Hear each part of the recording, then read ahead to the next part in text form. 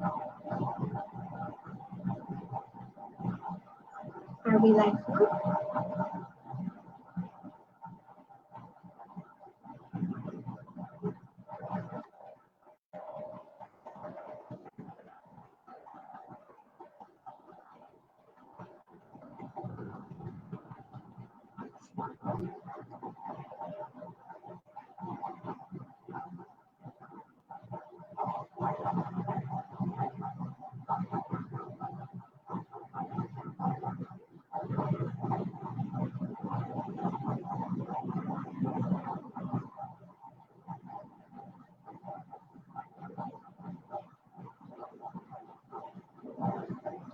Hello everyone.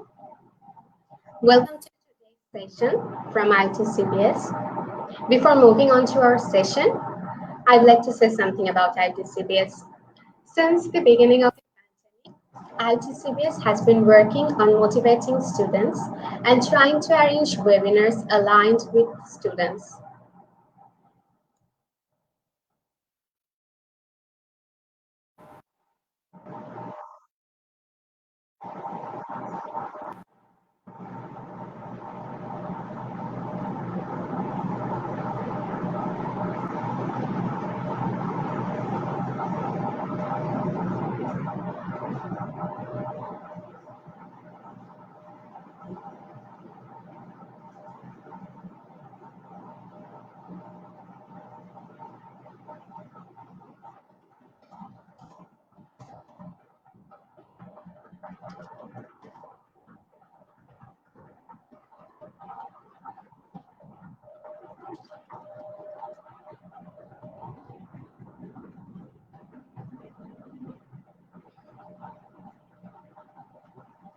Hello everyone, welcome to today's session.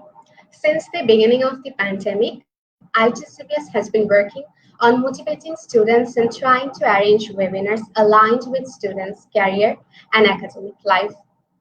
For the first time, ITCBS launched its inter-business competition BizNation this year.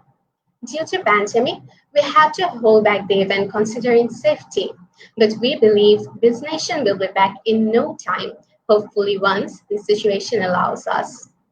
We have also arranged an intra-business competition case bites to engage our students and make sure they don't feel inactive even amidst the standstill situation. Our heartfelt gratitude to our moderator, Dr. Khandukar Habibul Kabir sir, for supporting us all the way.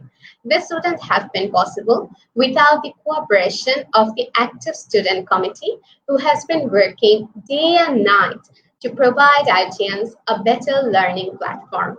Today, ITCBS is honored to host its very first Facebook Live session, inaugurated by the founder of Dreams of Tomorrow, initiator of the movement Restart Yourself, Vice President, HR Tech and Talent Development Human Resource Division at Robi, none other than Javed Parvez, sir.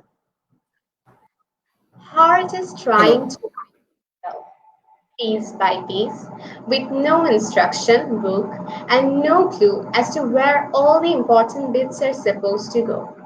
To our path of uncertainty, we hardly get guided by the people we need. Even often, we don't have our close ones besides. It is unlikely that someone from far away will reach out to us in our vulnerable times. But we believe there is one among 100 good souls out there who is making that unlikely a possible. And we are glad to invite the epitome of a selfless soul, Javed Parvez, sir, among us. Sir, the floor is yours. First of all, I'd like to thank you and the organizing team and Habib sir also. He's a very fellow person for me. I love him a lot. And finally, altogether, IUT and all the IUTNs. Um, from education, I'm an engineer. So I have a bondage for the students and who are the professionals in engineering.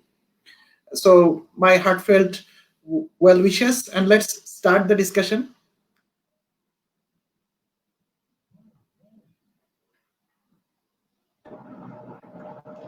Thank you, sir. Before moving on, I'd like to ask how your quarantine has been going on so far. I've been lately watching your videos, and today marks the 82nd day of Restart Yourself, if I'm not wrong. We would love to know how you Yes. have been coping up with everything in this lockdown, considering your social work as well as the corporate job you are currently assigned to. Yeah, so basically you are referring about managing time, I think. So basically we can't manage our time, right? Rather we can manage our priority. So end of the day, we have 24 hours in a day for all of us. And when you try to understand what are your priorities and what are the things you need to do in your life, then automatically you prioritize things, right? So same thing happened for me also. Probably not very similar with somebody else. That is, maybe people generally tend to first of all the education, then when they go into the corporate then or job, then they take it as the priority. And many times we forget about our society, where we came from, what are the debts and all these things we have taken from people, and we need to pay them back. And many times it's not money, right? It's emotion, it's support, and many other things. And interestingly, when you look back to Bangladesh, our very own Bangladesh, interestingly, there are lots of areas where you can put your energy, irrelevant from maybe many of the first world countries. Maybe government is taking care of many things. People's life is secured. They are very high income people and all these things. But when you look back to Bangladesh, the villages and many other areas, you see that there are a lot of scopes to do, right? We are from the same country and the periphery of the country, so we know the best. So it gives us an immense opportunity to work for the people in Bangladesh. And when you look after any sector, you see, whether from education to health, in this pandemic, you have seen that how our students and volunteers and many other people worked hand in hand with the professionals. I mean, the doctor and the whoever the people working in the health sector. But many other people also helped in the same situation and tried to improve the situation, right? So health sector, education, and many other sectors, you get opportunities. But my observation is many times we try to cut it out. We want to say that it's not my responsibility. But from restart point of view, we'll be discussing things. Maybe we say that it is universal responsibility. Responsibility is not something that you will say it is my responsibility. It's not my responsibility. As long as you are in the picture, you have to do your things. So we call it universal responsibility. The concept, maybe I'm not sure whether we will get time today or not, but this is a concept. So when it comes across, then I see that these are the things I need to do. I started doing a small bits. It started affecting people, not in a very big way, maybe a small way. You are giving a big introduction for me, but actually I have not done anything as yet. Probably I have another 20, 25 years ahead. I have to concentrate and work on those areas. But whenever I have tried to work, I have seen that there are areas to work, and also I'm creating some impacts. It gives me more motivation, and I am in the thing. So somehow it gets managed, right? Thank you, sir. Wonderful discussion, wonderful insight. So, I'd like to know that what was your dream behind Dreams for Tomorrow? I mean, why you felt to develop this movement all of a sudden for this mass generation of people? So especially if you see focus on Dreams for Tomorrow, then it's a movement for the our young stars. I should say the students who are in class 6 to 10 throughout the country. And maybe you know that I am from a very rural background. I am from a very rural village of Rangpur. It's a northern district. You may not know about it. And fortunately, I'm not sure how I came to Buet and could study engineering. I think my father had played a big role, though he is not a very highly educated person, but he had a vision kind of thing. So when I came to Dhaka and studied in engineering, I had opportunities to go back home because that is my home, right? When you go back, I mixed with my village friends and many others. I saw that there is a gap in terms of understanding, in terms of our common area of interest and many other things. I'm sure you also feel the same thing when you study university and you go back to your village or you talk to your native people and many other things. Your interests are very different, right? So at some point of time, I thought that probably very few people get the opportunity to come to the universities. I'm saying about 20 years back, there are not that much of private universities and many other things in the country. Only few named maybe public universities were there. So at that time, I started working in my village with 10 schools and few colleges to promote them in the higher education sector. At that time, I'm saying about 2002 to I think 2006 or 7. Back then, I was a student also. So my understanding was that if I bring the village students to universities, then every problem will be resolved. Actually, I was wrong back then. Now I can understand that the thought was totally wrong. But that was my very first initiative with few volunteers from the same village, and it worked. And that gave me a confidence that even if a very general person, if he tries, he can bring some small results. Over the time, I also came across the bigger picture of the country, what are the problems and many other things. And slowly we could identify that the problem is not about high education or low education. The problem is with the basic soul of a person. Bangladesh is an underdevelopment type of country, so economy is getting bigger, and people are getting education. People are exposed to many other things. Even if you go to the villages, actually there is no such kind of very remote village in the country. You get electricity, mobile phones are there, people are accessing dish antennas and Facebook and many other things. So everything is open. Communication is quite open. So everybody is looking into what other people are doing, and they want to do things in a very shortcut manner. That is the problem. We don't try to understand what is our foundation and what are the things I can try to do. Of course, you can have very big vision and dream, but at the same time, that should not be a burden for you, right? So if you see our student community, as far as I am concerned, I know that a majority percentage of university students are so-called depression is a term, right? So they are depressed. I don't know why you people are depressed. There is so much opportunity for you. We can discuss all these things later on. So slowly, seeing all those things, what we understand that Bangladesh, we got our independence less than 50 years from now. And this is not a time to create discrimination about ourselves. I mean, it's not a time to be rich or poor, educated but not educated, all kinds of, there will be different type of people in the society, right? And we need to help each other. So our rickshaw puller is important when we want to go to 1 to 2 kilometer way, right? A bus driver is also important for your life. At the same time, we need engineers, doctors, brokers, all of them are needed. So what we need at the end, we need whatever with my education and qualification, I need to aim my highest, whether I can reach it or not. But when I'm in execution, I'm in my life, not sure, I'm saying about 40 years, 50 years, wherever I am, I need to devote my life to my work, right? I don't need to take shortcuts. I don't need to mix food with chemicals. I don't need to I don't want to go to the negative things. Generally, I don't discuss negative things, but entire base is what to say is on that base actually. So basically, we thought that how we transform the people of the country, and we slowly identified that whoever people are grown up like us, maybe it's not possible to change them because they are already the beneficiary of this wrong system and all these things. So we focused on our high school students because they are starting getting mature. Class 6 to 10, 5 years time we get, their books are not that much of heavy. Also, we can give them new knowledge and all these things. So identified three basic knowledges. It's called dream, value, leadership. So these three things we inculcate them. We try to give them during this 5 years time, and we want to put them in their heart, in their basic characteristics.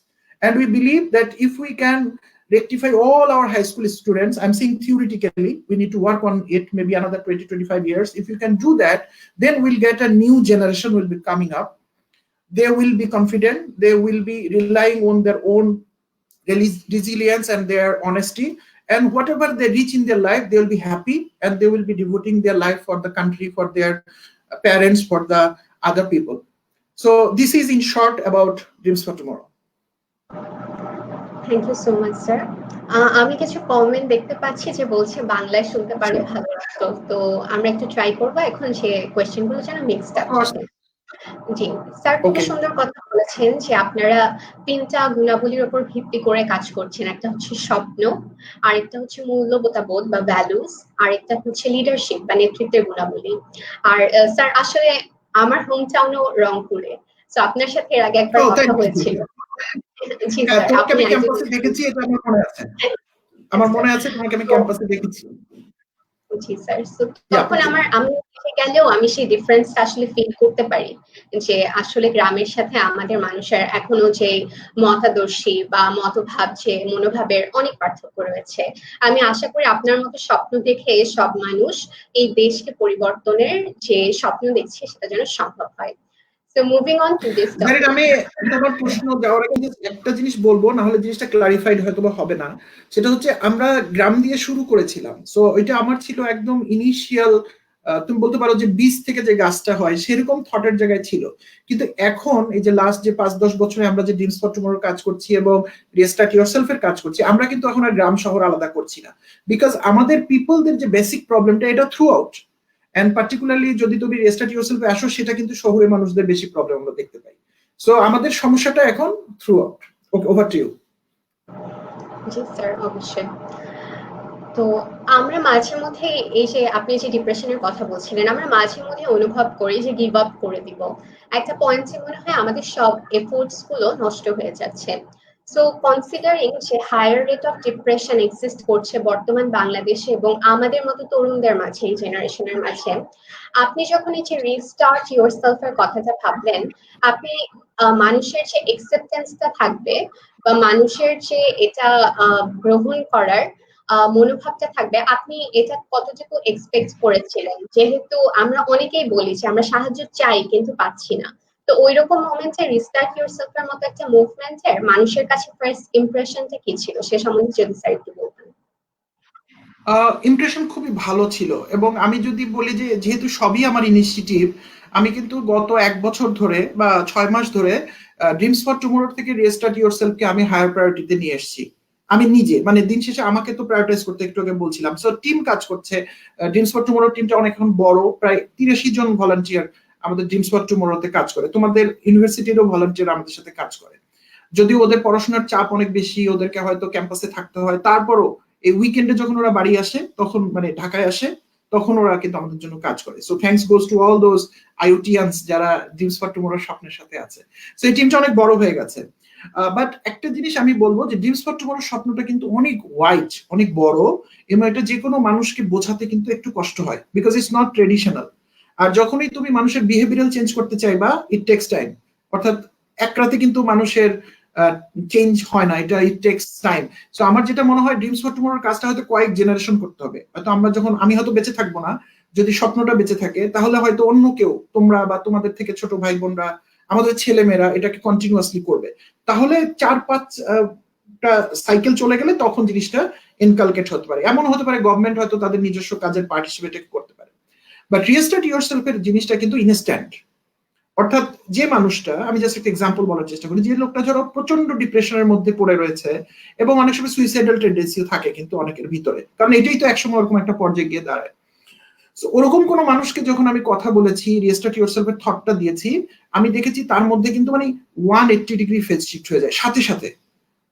হয়তো maybe 4-5 ঘন্টার session করতে হয় এই ধরনের কারোর সাথে continuously, কিন্তু প্রথম ধাক্কায় তাকে যে সরায় নিয়ে আসা, ওরকম একটা, আমি খারাপ চিন্তাই বলবো, চিন্তা সরে নিয়ে আসে, তারপর থেকে কিন্তু সে যখন আলোটা দেখতে শুরু করে, এটা কিন্তু একটা বিরাট পরিবর্তন হয়। That's number 1।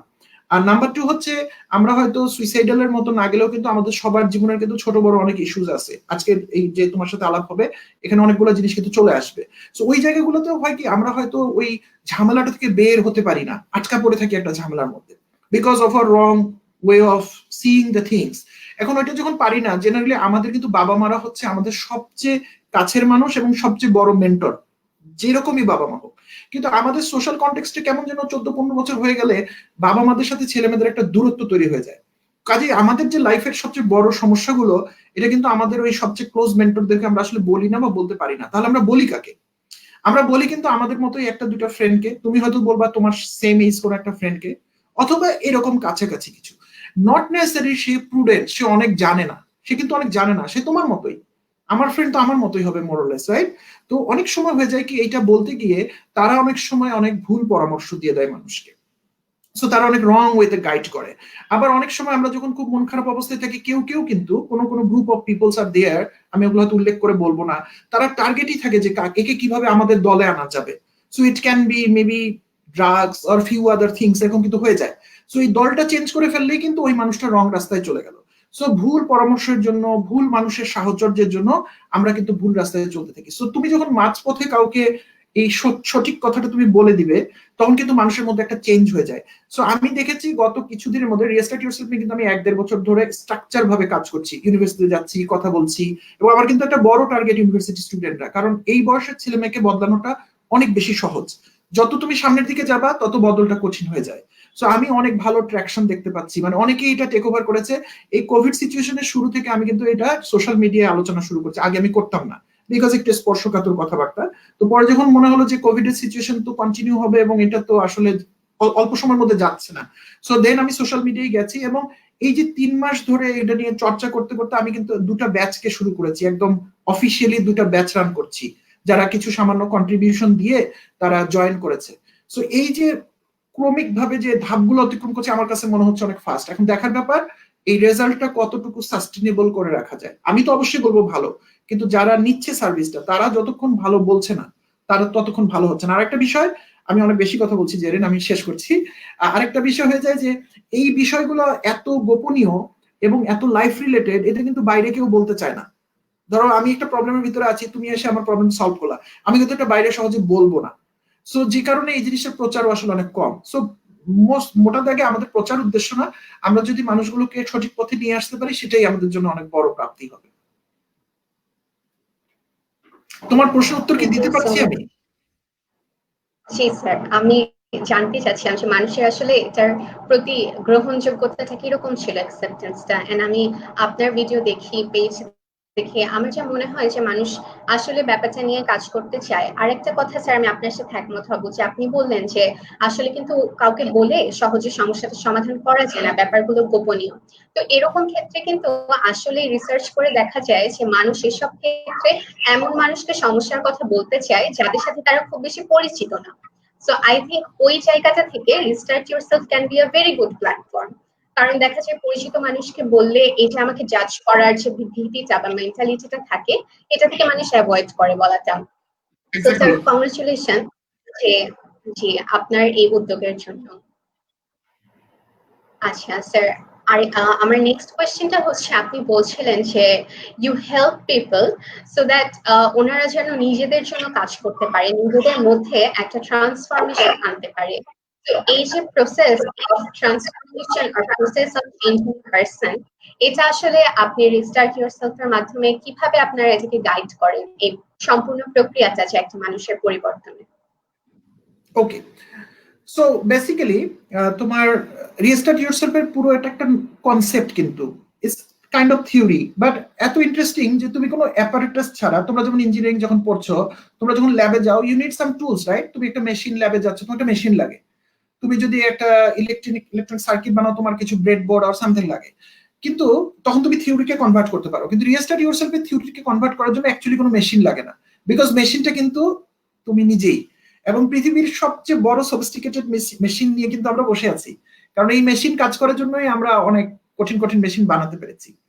এবং আরো একটা মজার ব্যাপার দেখো, যে আমাদের ডাক্তার সাহেবরা যারা আমাদের চিকিৎসা করেন, ওনারা কিন্তু আমাদের রোগ বের করতে পারেন, কিংবা আমাদের একটা প্রোডাক্ট বা আমাদের শরীরের কোনো একটা প্রোডাক্ট বা কোনো একটা অঙ্গ প্রত্যঙ্গ, এইভাবে বলি, ওটা যখন মেল ফাংশন করে ওটাকে ওনারা ঠিক করার চেষ্টা করেন। কিন্তু এটা কেন ফান্ডামেন্টালি কাজ করে এভাবে, এটা কিন্তু কেউ এখন পর্যন্ত জানে না। আমরা যে যে ধর্ম বিশ্বাস করি না কেন, আমাদের এটা সৃষ্টিকর্তার একটা বিরাট দান আমাদের জন্য। সো এইটা কেন কাজ করে এটা কিন্তু আমরা বুঝি না, বাট দিন শেষে আমাদের এটা মানা দরকার যে আমরা একটা কঠিন স্পর্শকাতর মেশিন নিয়ে মুভ করছি। এখন একটা মেশিনের কিন্তু কার্যক্ষমতা নির্ভর করে তুমি মেশিনটা কিভাবে চালাও তার উপর। তুমি যদি একটা মার্সিডিজ গাড়িতে একটা যদি খুব সাধারণ ড্রাইভারকে বসিয়ে দাও, তাহলে কিন্তু তুমি মার্সিডিজের বেনিফিটটা বা ওই সুযোগ সুবিধাটা তুমি কিন্তু কখনোই পাবে না, তাই না?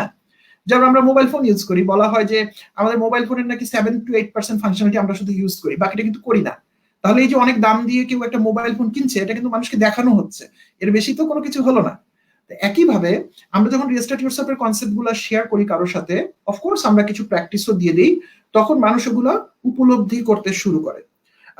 এটা একটা প্রায় 12-12 × 24 20 থেকে 24 ঘন্টার একটা থিওরি, যেটা খুব ডেডিকেটেড প্রসেসের মাধ্যমে আমরা শেয়ার করি। ডেডিকেটেড শব্দটা এই জন্য বলছি, কারণ এমনিতে কিন্তু তোমার মন অনেক বিক্ষিপ্ত থাকে, মন অনেক এলোমেলো, তাই না? কাজে আমি যদি অনেক কাজের ভিড়ে কাউকে একটা জিনিস বলি, যেমন তোমার যদি মাথায় অনেক কিছু চলে, তুমি যদি ক্লাসে বসো তুমি কিন্তু মনোযোগ দিতে পারবে না। তোমার বিকেলে যদি তোমার ফ্রেন্ডস এর বিয়ে থাকে বা বোনের বা আত্মীয়, তুমি কিন্তু ওই দিন ক্লাসে একটু মনোযোগ থাকবে না। বাট আমাদের এই থিওরিটা খুব ইন্টারেস্টিং, বাট আমাদেরকে খুব মনোযোগ দিয়ে বোঝাতে হয়, বিকজ ট্রেডিশনের সাথে মিলে না। আমাদের নর্মাল একাডেমিক সিস্টেমটা তৈরি হয়েছে কিন্তু আমাদেরকে কর্মচারী বা কর্মী বানানোর জন্য তৈরি করা হয়েছে। এবং এই একাডেমিক সিস্টেমটা আমরা জানি ব্রিটিশরা আমাদের এখানে নিয়ে এসছে। আরো সত্যি কথা বলতে কলোনিয়াল কান্ট্রি গুলোর জন্যই ব্রিটিশরা এটা তৈরি করেছিল। কিন্তু আমাদের যে জ্ঞান সেটা কিন্তু এই রেনেসার মধ্য দিয়ে কিন্তু আমাদের জ্ঞান আসেনি। 1600-র দিকে যে জ্ঞান তৈরি হয়েছে পৃথিবীতে, যে জ্ঞান, যে জ্ঞানটাকে আমরা বিভিন্ন ভাবে এখন ক্যাসকেড ডাউন করেছি, এই জ্ঞানের উৎস কিন্তু আরো আগে। যেমন ধরো আমাদের এখানে হাজার হাজার বছর আগে ইয়োগিক সায়েন্স ছিল, ইয়োগা ছিল, গৌতম বুদ্ধ ছিলেন, আমাদের মহানবী ছিলেন। এনারাও কিন্তু অনেক জ্ঞান এবং জীবন দর্শন আমাদেরকে দিয়েছেন। তো এই জ্ঞানগুলো কিন্তু আমাদের এই রেনেসার জ্ঞানের সাথে অনেক আলাদা। তো রেনেসার জ্ঞানগুলো হলো বেসিক্যালি একজন মানুষ কিভাবে কর্মক্ষম হবে, কিভাবে প্রোডাকশন দিবে, নিজেকে কিভাবে প্রোডাক্টিভ করবে, সেই জ্ঞানগুলো কিন্তু এসেছে। ওগুলো থেকে আবার আরো মডিফাই করে ব্রিটিশরা আমাদেরকে শিখিয়েছে যে তুমি কিভাবে একজন আদর্শ কর্মী হবা। এবং যখন আমি তোমাকে একজন কর্মী বানাবো, আমি কিন্তু তোমাকে সবার আগে ভোলানোর চেষ্টা করবো তুমি কে। কারণ তুমি যদি একবার বুঝে ফেলো যে আমি তো কর্মী না, আমি তো সিইও, তাহলে কিন্তু তুমি কোনোদিন কর্মী হতে চাইবে না, তাই না? মানুষের অধিকারটা যখন তুমি তাকে শেখা, সে তো করবে না এই কাজটা। তো ইচ্ছা করে কিন্তু আমাদেরকে ভোলানো হয়েছে। এবং আমরা যখন এই ডেডিকেটেড এডুকেশন সিস্টেমের বাইরে কাউকে নিয়ে যাই, তখন কিন্তু আমাদের জন্য প্রথম একটু কঠিন হয়। সো আমরা, এটা তোমার প্রশ্ন উত্তর হচ্ছে, আমরা একটা 20 থেকে 24 ঘন্টার একটা লার্নিং সেশনের মধ্যে দিয়ে ডেডিকেটেড নিয়ে যাই। সেটা অফকোর্স এই 1 ঘন্টায় এখানে করা সম্ভব না। দুটো সোর্স আমি বলে দিচ্ছি, আমাদের বেসিক নলেজ গুলো আমার ইউটিউবের চ্যানেলে গেলেই পাওয়া যাবে। রিস্টার্ট ইয়োরসেলফ নামে আমাদের একটা, আমি প্লে বক্স করেছি, প্লে প্লে সামথিং কল, ওরা বলে কি যেন বলে, প্লে লিস্ট, ইয়া, ওখানে দিয়েছি। আর আমাদের যে তুমি যেটা চ্যানেলের কথা বললে, আমাদের আমরা একটা ক্লোজ গ্রুপে ডিসকাস করি, সেখানেও কিন্তু আছে। বাট সেখানে কিন্তু তোমার রিস্টার্ট ইয়োরসেলফের মূল কনসেপ্টের বাইরে আমরা আরো অনেক কিছু আলাপ করি, যেমন বই নিয়ে আলাপ করি, ব্যান্টিং নিয়ে আলাপ করি, আমরা কেরিয়ার নিয়েও আলাপ করি। এটা হচ্ছে অনেক মানুষকে একটু ক্যাটার করার জন্য। দোকানে তুমি অনেক জিনিস পাও না, সেরকম। বাট যদি তুমি আমাকে বলো যে আজকের আলোচনার মধ্যে আমরা হয়তো কয়েকটা মাইন্ড ব্লোয়িং রিস্টার্ট ইয়োরসেলফের 2-1টা জিনিস আমরা ডিসকাস করতে পারবো, তুমি যদি অ্যালাউ করো, যাতে আমাদের যারা দর্শকরা দেখছে, আমাদের ভাই বোনরা, ওরা যাতে জিনিসটার ব্যাপারে একটু ধারণা পেতে পারে যে জিনিসটা কিভাবে কাজ করে। স্যার, সেই প্রসঙ্গে তাহলে আমি আপনাকে ফ্লোরটা দিতে চাচ্ছি যে আপনি সেই 2-3টা বিষয় নিয়ে কথা বলে ভালো হয়, যেহেতু প্রাসঙ্গিক আলোচনা হচ্ছে এখন, রিলেভেন্ট, মানুষের বুঝতে। ওকে, তাহলে আমি তোমাদেরকে 2-1টা জিনিস নিয়ে আমি কথা বলি। প্রথমত, দেখবা যে আমি কিন্তু একদম ডিসক্রিট 2-3টা বিষয় বলবো, কাজে কারো কোনো কিছুর সাথে মেলানোর দরকার নাই। আমি যেহেতু আমরা ইঞ্জিনিয়ারিং পড়াশোনা করছি বা ইঞ্জিনিয়ার, আমি ওই কনসেপ্ট থেকে আগে চলে যাই। আমরা জানি যে একটা সিস্টেম যখন অপারেট করে, এটার কিছু ইনপুট থাকে, তারপর সিস্টেমটা প্রসেস করে, তারপর সেই প্রসেস একটা আউটপুট দেয়। এই তো বেসিক আমাদের ইঞ্জিনিয়ারিং এর কোনো একটা সিস্টেম ডিজাইনের খুব বেসিক ব্যাপার। 3টা জিনিস লাগে, ইনপুট, প্রসেসর, আউটপুট। আমাদের যে ব্রেন, এই ব্রেনটার দিকে যদি আমরা একটু তাকাই, তাহলে আমরা কিন্তু সবাই জন্মগতভাবে একটা ব্রেন নিয়ে এসেছি। এবং এই ব্রেনটা আমাদের জন্মের সময় কিন্তু একটা আনকোরা ব্রেন হিসেবে আসে। অর্থাৎ কেউ কিন্তু ব্রেনে কোনো ডেটাবেস নিয়ে আসে না। আগে যেমন আমরা কম্পিউটার কিনতাম, আমরা দোকানে বলতাম ভাইয়া কিছু গান দিয়ে দেন, 20 GB গান দিয়ে দেন, কিংবা মোবাইল ফোনে কিছু, আমাদের কিন্তু এরকম ভাবে ব্রেনটা আসে না, আনকোরা একটা ব্রেন। তাহলে ব্রেন এমন একটা প্রসেসর যেটা কিন্তু কোনো ইনপুট জন্মের সময় আমাদের থাকে না, এটা আমরা বুঝলাম।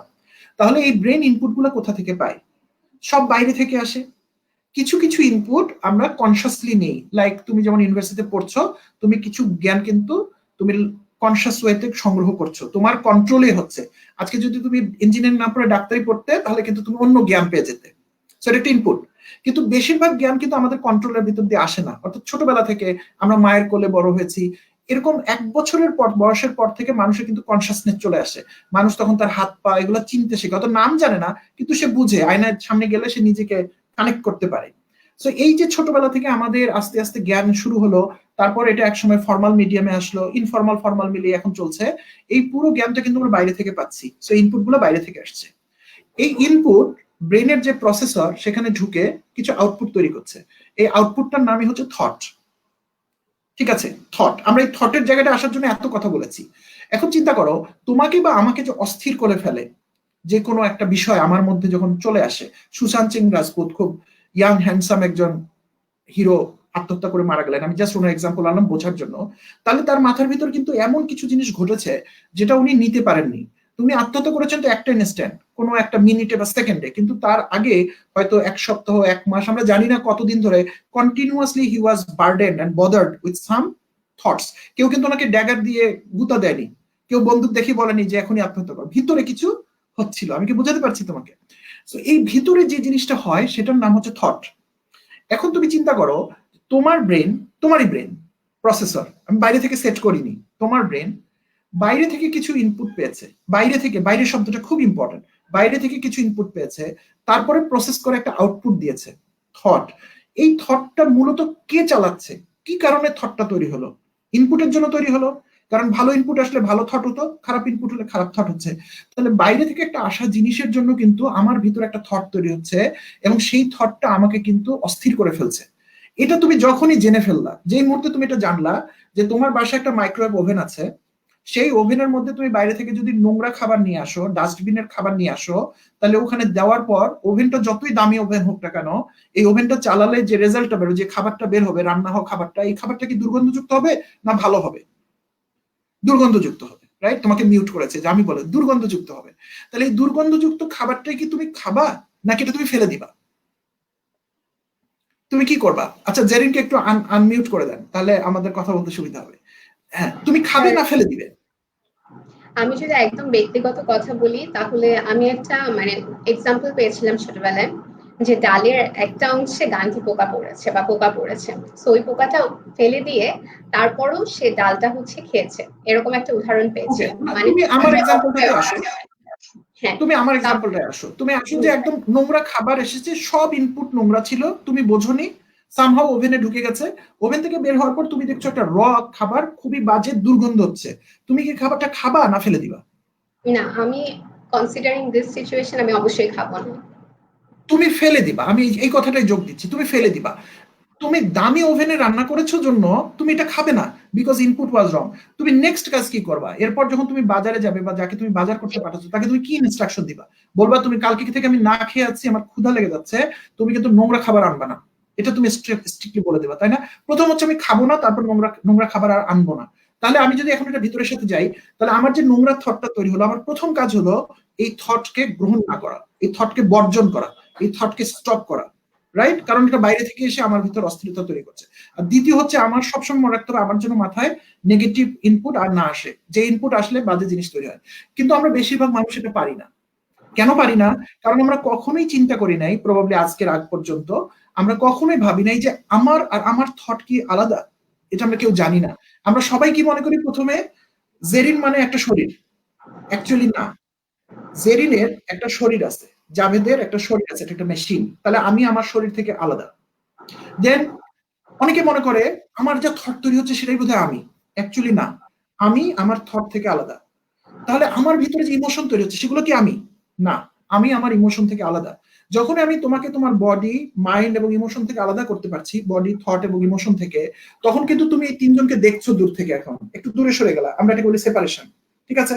তুমি দূর থেকে এখন দেখছো বডি কি করছে, মাইন্ড কি করছে, ইমোশন কি করছে। এখন তোমার বডি যদি তোমার জন্য ক্ষতিকারক কোনো কাজ করতে চায়, তুমি সেটা করতে দিবা বডিকে? দিবা না।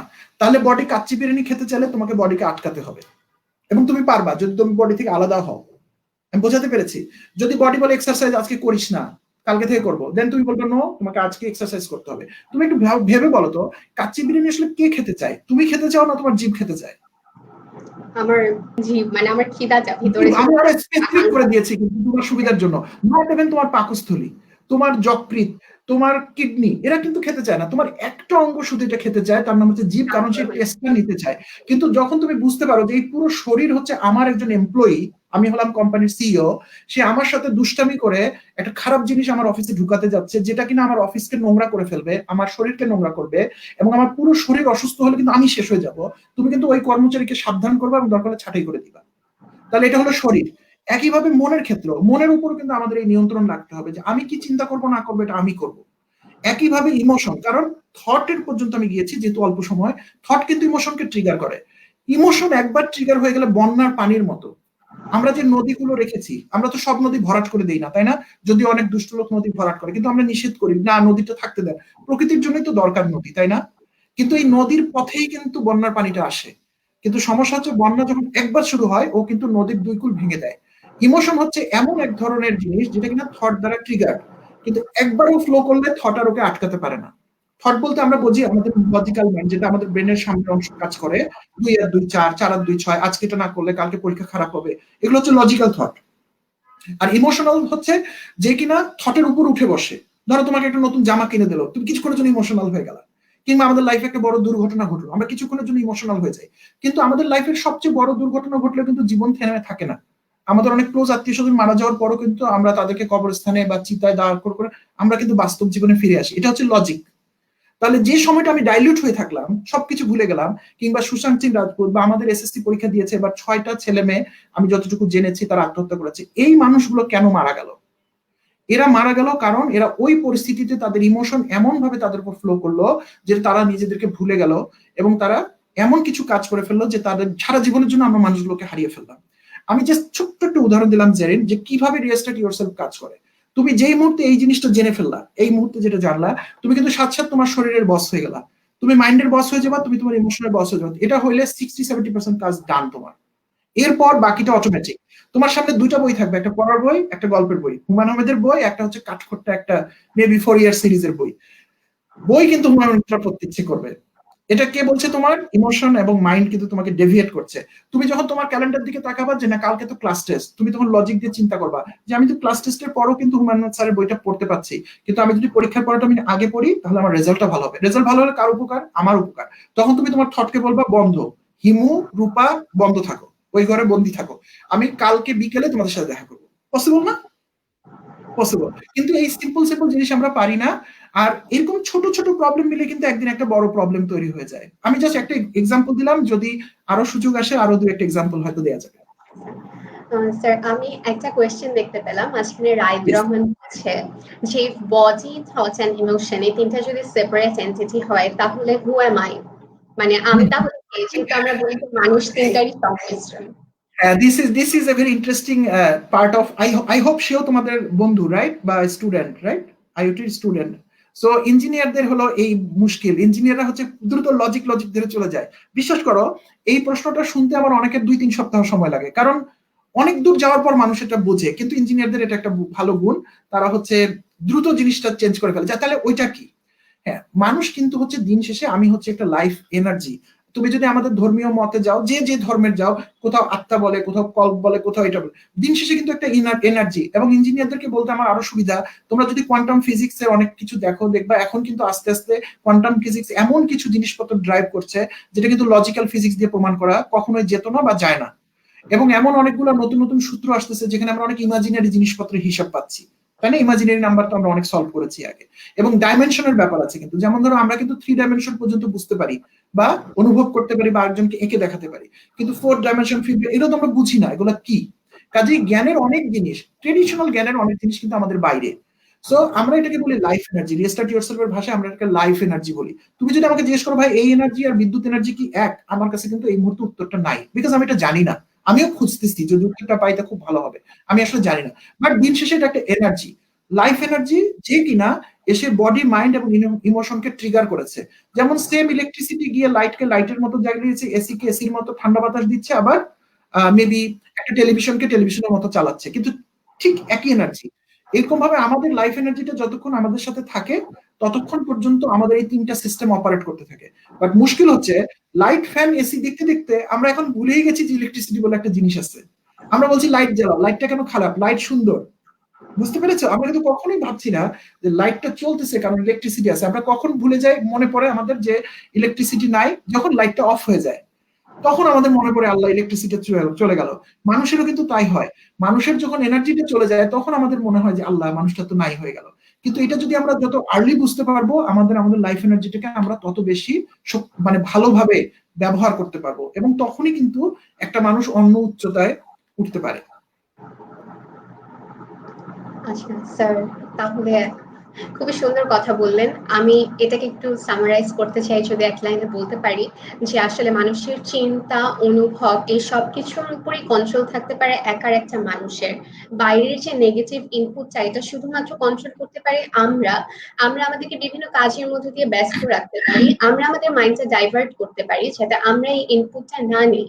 অ্যান্ড আমাদের থেকে একটা যেন পজিটিভ আউটপুট আসে rather than thinking about negative things and লাইফে শুধুমাত্র ডিপ্রেশন বা ফেলিয়ার নিয়ে ভাবা। তো আমার মনে রাইট। হয় আমি তোমার সাথে অ্যাড করবো, তোমার সাথে আমি অ্যাড করবো, সেটা হচ্ছে তুমি বলছো আমরা পারি, পারি বলেছে, আমি বলেছি পারতে হবে। পারতে হবে এই কারণে, কারণ হচ্ছে আমাদের সাথে অন্যান্য যত জীবজন্তু আছে তাদের কিন্তু একটা মৌলিক পার্থক্য আছে। অন্য সব জায়গাতে কিন্তু আমরা একই রকম। দেখবা চারটা জিনিস কিন্তু যে কোনো জীবজন্তু, একটা গরু, ছাগল, হরিণ, বাঘ সবাই করে। একটা হচ্ছে আমরা জন্মগ্রহণ করি, মানুষ সহ আমরা জন্মগ্রহণ করি, আমরা মারা যাই, আমরা খাই, আমরা রিপ্রোডাকশন করি। এই চারটা জিনিস কিন্তু আমরা সবাই করি, ঠিক আছে? কিন্তু অন্য সব প্রাণীর সাথে মানুষের কিন্তু একটা বড় পার্থক্য আছে। সেটা কি দেখো, মানুষ যখন জন্মায় অন্য একটা প্রাণীও সেরকম জন্মায়, জন্মানোর সাথে সাথে কিন্তু ওই প্রাণীটা তার পরিপূর্ণতা পেয়ে যায়। বাকিটা হচ্ছে যে খেয়ে দিয়ে শরীরটা একটু বড় করে, শক্তিটা একটু বড় হয়। কিন্তু বাঘ যেদিন জন্মায় ওই দিনই কিন্তু সে টাইগার হয়ে যায়। বুঝতে পেরেছি? কাউ যেদিন জন্মায় ওই দিনই সে কাউ হয়। কিন্তু মানুষ যেদিন জন্মায় সেদিন কিন্তু মানুষ হিউম্যান বিং হয় না, মানুষ কিন্তু হিউম্যান বিং হইতে হয় এক সময়। এই বিং পার্টটা ইম্পর্টেন্ট। বিং মানে কিন্তু হওয়া। একটা মানুষ কিন্তু জন্মালে মানুষ হয় না, মানুষ হওয়ার জন্য মানুষকে হতে হয়। এই হওয়ার জায়গাটাতেই কিন্তু এই অ্যাওয়ারনেস গুলো বিল্ড করতে হয়, যে আমি আসলে কে এবং আমি কিভাবে কি করব। এবং যখন মানুষ এটা পেয়ে যায় তখনই সে একটা পরিপূর্ণ মানুষ। আদারওয়াইজ ওই মানুষটা আর একটা জন্তুর মধ্যে আসলে কোনো পার্থক্য নেই। খুবই সুন্দর কথা স্যার, এই যে হিউম্যান বিং হওয়ার যে অর্থটা আশা করি সবার ভালো লেগেছে। তো আমার নেক্সট কোয়েশ্চেন হচ্ছে, আজকে মোস্ট অফ দেম আমাদের স্টুডেন্ট লিসেনার্স আইটি থেকে আছে, বিভিন্ন অন্যান্য ভার্সিটিরও মানুষজন দেখছে। তো এই যে প্যান্ডেমিকের মধ্যে বেশ কিছু খারাপ নিউজ আসছে, দেখা যাচ্ছে যে আমাদের মাইন্ডটা ডাইভার্ট হয়ে যাচ্ছে, অনেকে অনেকের ক্লোজ ওয়ান্সদেরকে হারাচ্ছে, হসপিটালে দৌড়াদৌড়ি করতে হচ্ছে। তো এই যে এই সময়টায় আপনার মতে স্টুডেন্টদের কিভাবে তাদের প্রায়োরিটিটা ফিক্স করা উচিত, এটা মাথায় রেখে যে আমার মেন্টাল হেলথকেও আমার প্রায়োরিটি দিতে হবে, আমার একাডেমিক লাইফকেও প্রায়োরিটি দিতে হবে, তো এই খারাপ সময়টায় স্টুডেন্টরা কিভাবে কোপ আপ করতে পারে এটা সম্বন্ধে যদি একটু সংক্ষেপে বলতেন স্যার। ওকে, সংক্ষেপ বলে তুমি আটকায় দিছো আমাকে। টাইম খুবই কনস্ট্রেন্ট। ফাইন। শুরুটা বলি, সেটা হচ্ছে আমরা যখন ছোটবেলায় লিখতে শুরু করেছিলাম, তোমার মনে আছে আমরা কেমন খাতায় লিখতাম? দাড়ি টানা খাতায় রোল টানা লিখতাম, খাতায়। হ্যাঁ, হ্যাঁ। রুল টানা জি খাতায় স্যার। লিখতাম। তারপর একটা সময় আমাদেরকে সাদা পাতা দেওয়া হলো। কেন? এখনো তো রুল টানা পাতায় দিতে পারতো, দাগ টানা। যাতে কারণ ওই সোজা সময় করতে পারি আর কি রোল। সোজা আমাদের মাপটা ঠিক থাকবে কিনা ওইটা আমাদেরকে প্রশিক্ষণ দেওয়া হ্যাঁ, হয়েছে। এখন একটা সাদা পাতা দেওয়া হয়েছে। এখন একটা সাদা পাতা দিয়ে যদি আমি তোমাকে বলি যে ৩টা অক্ষর লিখে পাতাটা পূরণ করতে হবে, তুমি এটা করে দিতে পারবা? আবার আমি যদি বলি যে জেরিন পুরো একটা থিসিসটাই এই এক পৃষ্ঠায় লিখতে হবে, তুমি কিন্তু সেটাও পারবা। তার মানে হচ্ছে একটা মানুষকে প্রথমে নিয়ন্ত্রণ করে নিতে হয় ২টা দাগের মধ্যে যে কতটুকুর মধ্যে সে অপারেট করবে। একবার যখন হিউম্যান বিং হয়ে যায় তখন তার ওই দাড়িটা ছড়িয়ে দেওয়া হয়, পুরো পাতাটাই তোমার। এখন তুমি চাইলে অনেক বড় বড় অক্ষর দিয়ে পাতাটা অপচয় করো, ছোট ছোট লিখে তুমি সমস্ত কিছু একটা পৃষ্ঠায় ভরায় দাও। আমাদের লাইফটা কিন্তু আসলে সেরকম। এখন আমাদের লাইফে একটু পর কি হবে আমরা কিন্তু কেউ জানি না, ঠিক আছে? আমি যখন লাইফ শব্দটা বলে ফেলেছি, তুমি তো 4টা ডাইমেনশন বলে ফেলছো ইতিমধ্যে।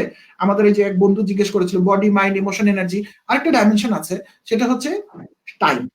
এই এক ডাইমেনশন যাতে আমাদের কোনো কন্ট্রোল নাই, কিন্তু এটা আমাদের সবচেয়ে মূল্যবান ডাইমেনশন। কারণ আমাদের বাইরে একটাই রিসোর্স যেটা আমাদের আছে সেটা হচ্ছে টাইম। কারণ আমাদের জন্মের একটা তারিখ আছে, মৃত্যুর একটা তারিখ, এর মধ্যে সময়টাই আমাদের সময়। এখন এই যে প্রতি মুহূর্তে একটা করে মোমেন্ট চলে যাচ্ছে, রাইট? একটা মোমেন্ট পাস করতেছে। আমরা শুরু করা থেকে এতক্ষণে ৪৪ মিনিট বা ৪৫ মিনিট চলে গেছে, ভাঙলে আরো ছোট ছোট মোমেন্ট হয়ে যাবে। এই মোমেন্টটা কিন্তু আর কোনোদিন ফিরে আসবে না। তাহলে আমাদের প্রত্যেকটা মোমেন্টে আমাদের দায়িত্ব হচ্ছে আমরা কি করব। আমাদের প্রত্যেকটা মোমেন্টের দায়িত্ব হচ্ছে আমরা ঠিক কাজটা করব, ঠিক আছে? ঠিক কাজটা করব। এখন ঠিক কাজটা কিরকম? এখন একটা খাতায় যেরকম অনেক ধরনের অক্ষর লেখা সম্ভব, আমাদের লাইফটাও কিন্তু সেরকম। এখানে লটস অফ আনসার্টেনিটি থাকবে এবং লটস অফ ডিফিকাল্টিস থাকবে। এখন তুমি বলো, একটা গরু, ছাগল বা বাঘের জীবন কিন্তু পুরোপুরি একটা সরল রেখার মতো। কি হবে তুমি জানো।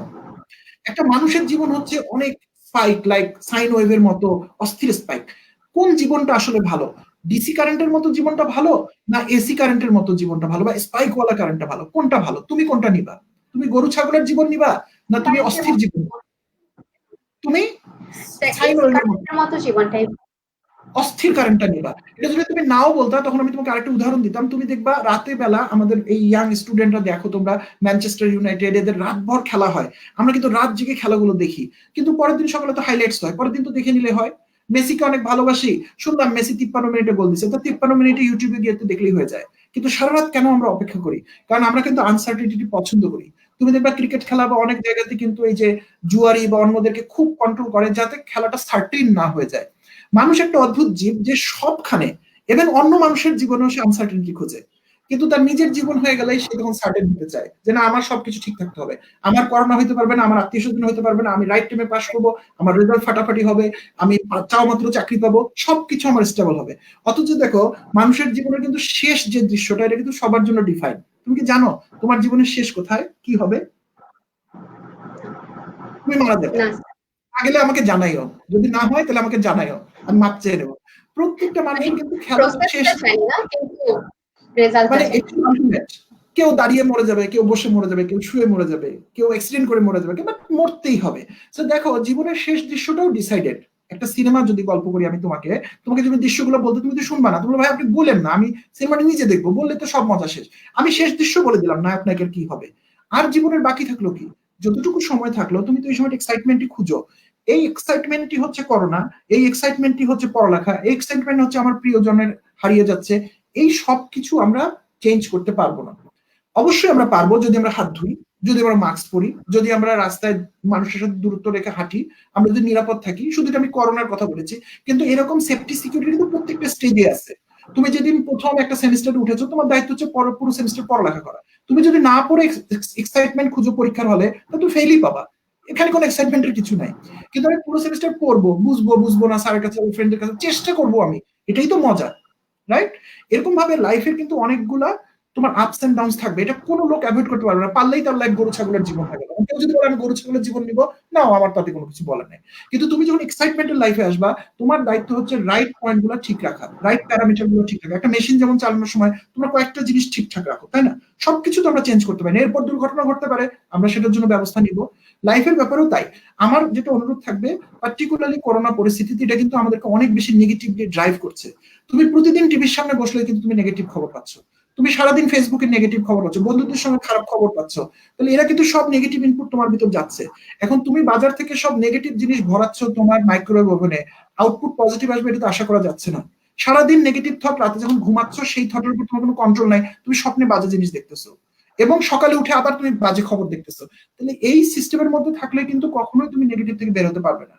কাজে আমাদের যেটা করতে হবে, আমি সারাদিনে একবার করোনার খবর দেখবো। আমার সামনে বেশি কেউ নেগেটিভ খবর বলতে আসলে আমি বলবো ভাই আমি শুনবো না, এটা আমি জানি। আমি আমার প্রিকশন গুলো নিবো, আমাদের মুরব্বীদেরকে একটু সেফ রাখার চেষ্টা করব। আমি আমার পড়ালেখায় মনোযোগ দিব, কারণ দিন শেষে একদিন করোনা শেষ হয়ে যাবে, 1 বছর 2 বছর 3 বছর। সেদিন যদি দেখি যে আল্লাহ আমি তো কিছুই শিখলাম না, তাহলে আমি কিন্তু ধরা খেলাম, রাইট? আর এরপর যদি আমার নিজের করোনা হয়, আমি তাহলে কি করব? আমি তীব্র আত্মবিশ্বাস নিয়ে কাজ করব, ওষুধ খাবো, নিজেকে চাঙ্গা রাখার চেষ্টা করব, আমার ক্লোজ আত্মীয় স্বজনের হলে তাদের সেবা শুশ্রূষা করব।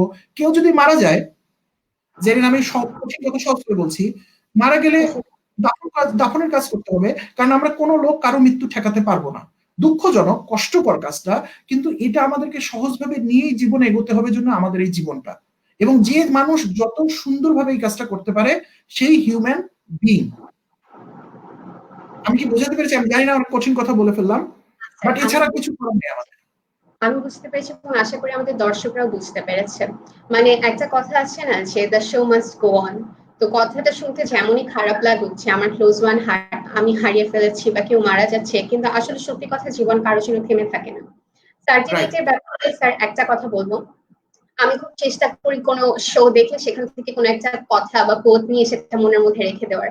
তো আমাদের যে মডারেটর খন্দকার হাবিবুল কবির স্যার এই প্যান্ডেমিকের মধ্যে আমাদের একটা কথা বলেছিলেন, যে ওনাকে ওনার এক বন্ধু বলেছিলেন, বন্ধু, মৃত্যু, death is the most certain thing of our life.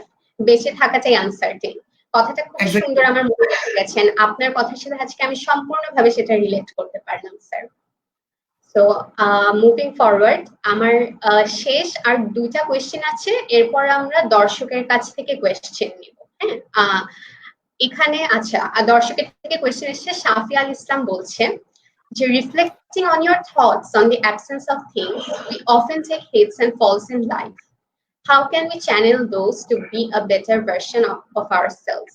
অর্থাৎ আমাদের যে পতন হচ্ছে, আমাদের অবনতি হচ্ছে, সেই সব থেকে আমরা কিভাবে নিজেদেরকে একটা বেটার ভার্সনে তৈরি করে নিতে পারি?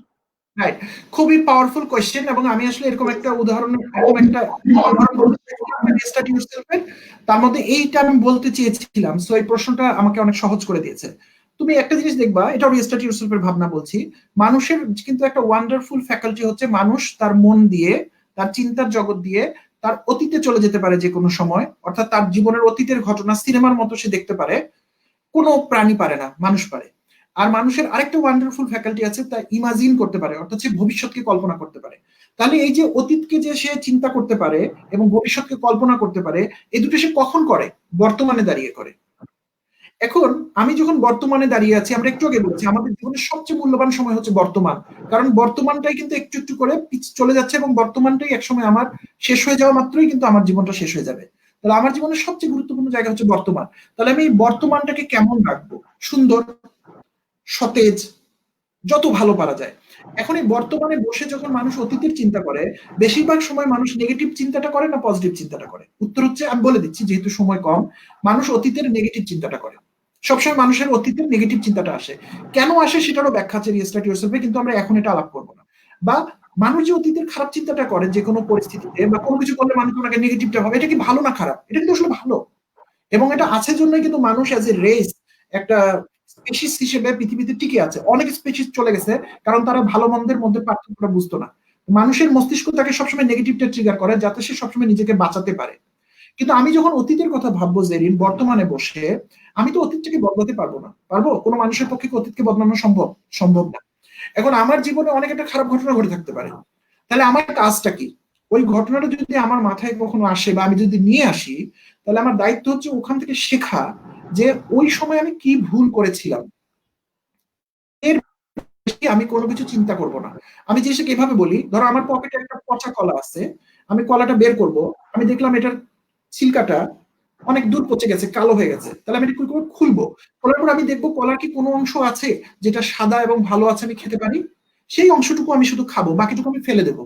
আমি যদি কলাটাকে বের করে দেখি পুরোটাই নষ্ট হয়েছে, তাহলে আমি পুরোটা ফেলে দেবো। কারণ এই কলাটা আমি পকেটে নিয়ে বেরোলে আমার ওখান থেকে দুর্গন্ধ বেরোবে, একসময় আমার প্যান্টটাও নোংরা হয়ে যাবে, আবার জামাটা নোংরা হয়ে যাবে। আমি বুঝাতে পেরেছি? তাহলে অতীতের কোনো খারাপ ঘটনা আমরা যদি বর্তমানে নিয়ে আসি, আমাদের কাজ হচ্ছে একটাই, ওইটাকে ডাইসেক্ট করে বের করে দেখা যে এখান থেকে আমি কি শিখলাম, এবং যেটা আমি শিখলাম সেই জিনিসটা আমি আমার জীবনের ভবিষ্যতে আমি ব্যবহার করব। ওকে? তোমার ভাই যে প্রশ্নটা করেছিল তার প্রশ্ন ছিল যে অতীতের জিনিসগুলোকে কিভাবে আমি কাজে লাগাতে পারি। আমাদেরকে এভাবেই কাজে লাগাতে হবে।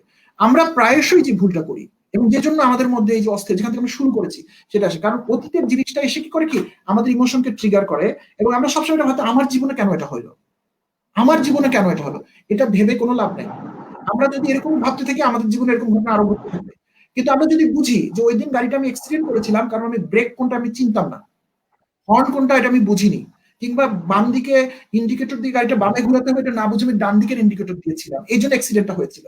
এটা যদি আমি অনুধাবন করতে পারি এবং ওটা যদি সত্যি একটা সিরিয়াস ম্যাটার আমার লাইফের, আমি কিন্তু এই কাজটা ভবিষ্যতে কোনোদিন করবো না। এভাবেই কিন্তু আমাদের লাইফকে তৈরি করতে হয়। কিন্তু আমি রিস্টার্ট ইয়োরসেলফে যত লোকের সাথে কাজ করেছি যারা এই সমস্ত ঝামেলার মধ্যে ছিল, এন্ড বেশিরভাগ লোক এভাবে চিন্তা করে অতীতের ঘটনাটা এনে সেটাই ভাবতে থাকে আমার লাইফে কেন অ্যাক্সিডেন্ট হলো, আমার কেন এত বড় দুর্ঘটনা হলো। কিন্তু সে আসলে চায় না কেন হয়েছে এটা বের করতে। আমরা যদি একবার এটা বুঝতে পারি জেরিন যে আমার জীবনে একটা সবচেয়ে বড় দুর্ঘটনা হয়েছে, আমি একটা সবচেয়ে বড় মানুষকে হারিয়েছি, সবচেয়ে বড় অপরচুনিটি হারিয়েছি, কিন্তু আমি তো বদলাতে পারবো না। আচ্ছা আমি কি চাই আরেকবার কোনো কিছু ঘটুক, আরেকবার কাউকে হারাই, আর একটা না, তা তো চাই না। তাহলে আমি ওইখান থেকে কি ভুল করেছিলাম সেটা জানবো এবং আর কোনোদিন আমি ওই ভুলটা করবো না। তাহলে ওই কাজটা আমি কোথায় করবো, ওই সঠিক কাজটা আমি কোথায় করবো? ওই সঠিক কাজটা আমি বর্তমানে বসে করবো। তোমার একটা প্রশ্ন ছিল শুরুর দিকে যে আপনি কিভাবে এই টাইমগুলো ম্যানেজ করেন, এটাই উত্তর। যে আমার জীবনের অনেক অপরচুনিটি মিস হওয়ার পর আমি দেখেছি আমার জীবনে ওগুলো নিয়ে হায় হায় করে কোনো লাভ নাই। আমি যদি সত্যি আমার জীবনটা কাজে লাগাতে চাই তাহলে ওই কাজগুলো যেগুলো আমি তখন করিনি সেটা আমার এখনই করতে হবে এবং আজকেই করতে হবে। এই জন্য আমি তোমাদের লাইভে আসার 15 মিনিট আগে আসলে আরেকজনের সাথে একটা ডিসকাশন করছিলাম, ওটা শেষ করে আমি জাস্ট সন্ধ্যার সময় একটু চা খেয়েছি, খেয়ে আমি এটা শুরু করছি এবং এটা তোমাদেরটা শেষ করে আমি আরেকজনের সাথে কাজ করতে শুরু করবো। অনেকেই আমাকে বলে শুক্রবার শনিবার রিল্যাক্স করো না কেন, কারণ আমার লাইফে সেই লাক্সারিটা নাই। সত্যি বলতে কারো লাইফেরই নাই, কিন্তু তোমার লাইফেরটা তো আমি দায়িত্ব নিয়ে বলতে পারবো না। সো তুমি ডিসাইড করো তোমার লাইফ যদি 50% লাক্সারিতে শেষ করে দিতে চাও, তোমার লাইফে 50% ওয়েস্টেজ হয়ে যাবে। কিন্তু কেউ যদি নিজের জীবনকে ভালোবাসে বাট টু ডেথ, তাহলে সে 1 মিনিটের জন্য, মিনিট দূরে 1 সেকেন্ডের জন্য সে বসে থাকবে না। আমাদের ইয়াংদের যেটা অসুবিধা, এই এই বোধটা কেউ তাদেরকে দেয় নেই। উল্টা তাদেরকে বলছে তোকে দিয়ে কিছু হবে না, তবু যে আল্লাহ আমাকে বলছে আমাকে দিয়ে কিছু হবে না, আমার কিছু করতে করলাম না। কিন্তু আজকে আমি নতুন কথা বলছি তোমাদের সবাইকে, তোমাদেরকে দিয়েই হবে এবং তুমি বের করো অতীতে তুমি কি ভুল করেছো যেটা তুমি কোনোদিন করতে চাইবে না। তোমাকে আর বলতে হবে না যে তোমাকে বই খুলে বসতে হবে। আমি যদি বলি বই খুলে বসো, হাবিব স্যার যদি বলে বই খুলে বসো, তোমাদের বই ধরতে ইচ্ছা হবে না।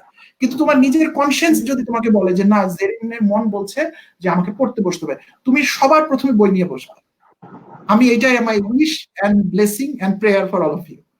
Thank you so much sir. Shafi al Islam question করেছিল এবং সে বলেছে যে আপনার পার্সপেক্টিভটা খুবই সুন্দর। আপনাকে ধন্যবাদ জানিয়েছে। আমরা নেক্সট একটা কোয়েশ্চেন নিচ্ছি দর্শকের কাছ থেকে। আলবি মাসুদ জাগরণ বলেছে, sir I understand that having hold of one's emotion is very important, emotion ধরে রাখাটা, but how can you insist someone on controlling their emotion specially when it's acting in a negative manner?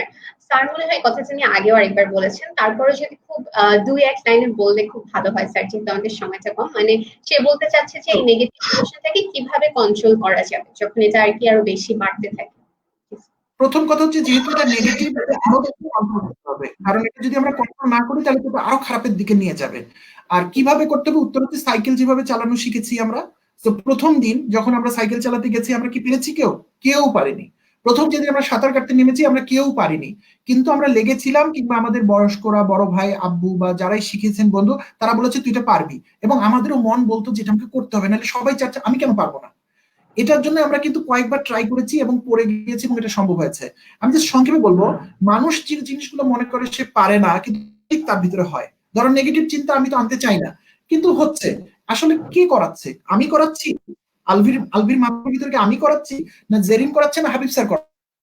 কেউ করাচ্ছে না, করাচ্ছে কিন্তু সে নিজে। Actually তার ভিতরে মাইন্ডের দুটো অংশ কাজ করে, একটা লজিক্যাল মাইন্ড, একটা হচ্ছে সাবকনশিয়াস মাইন্ড। একটা কনশিয়াস মাইন্ড, একটা subconscious mind. Subconscious mind negative গুলোকে ট্রিগার করে, হুইচ ইজ নর্মালি ওকে, কারণ আমাদের ভিতরে সবসময় নেগেটিভ জিনিসটা ট্রিগার করবে আমাদের মাইন্ড। এটাই মাইন্ডের অপারেশন প্রসিজার। যেমন আমাদের মাইন্ডের অপারেশন প্রসিজার ছিল সাইকেল চালাতে পারবে না। সাইকেল চালানো কিন্তু 3টা কাজ করতে হয়। জেরিন, তুমি সাইকেল চালাতে পারো? 3টা কাজ আমরা যখন প্রথম শিখি, 3টা জিনিস বলে। দূরে তাকাতে হবে, চাকার দিকে তাকানো যাবে না। একটা হচ্ছে পা চালু রাখতে হবে, যাই হোক পা চালু রাখো। আচ্ছা, হ্যান্ডেলটা একটু হালকা করে ধরো। এই নর্মাল কথাটাই বলে, কিন্তু এই 3টা কাজ আমরা একসাথে পারি না, বিকজ আমাদের ব্রেন এভাবে তৈরি করেনি আমাদেরকে। আমাদের ব্রেন হার্টকে চালায়, নিঃশ্বাস প্রশ্বাস চালায়, সব অটোমেটিক করে, কিন্তু ওইটা করে না, কারণ জন্ম মাত্র এটা আমাদের কাউকে শিখায় নাই। কিন্তু আমরা যখন এটা করেছি, প্রথম কষ্ট হয়েছে, পড়ে গেছি, ব্যথা পেয়েছি, রক্ত বেরোচ্ছে, কিন্তু আমরা চেয়েছি যে এই কাজটা আমি করবো। আমরা 3টা কাজ পেরেছি, এবং এখন তুমি গল্প করতে করতে সাইকেল চালাতে পারো, গান শুনতে করতে সাইকেল চালাতে পারো, বইয়ের পড়া মুখস্থ করতে করতে সাইকেল চালাতে পারো। ঠিক একইভাবে আলভির নেগেটিভ মাইন্ডকে যে কন্ট্রোল করতে হবে, এটা ওর ইমোশন, ওর যে ইমোশনটাকে চালাচ্ছে ওর সাবকনশিয়াস মাইন্ড চালাচ্ছে, যে জন্মগতভাবে এটা শিখে আসে নাই, যেটাকে বন্ধ করতে হবে। এখন ওর কনশিয়াস মাইন্ড দিয়ে এটাকে আটকাতে হবে।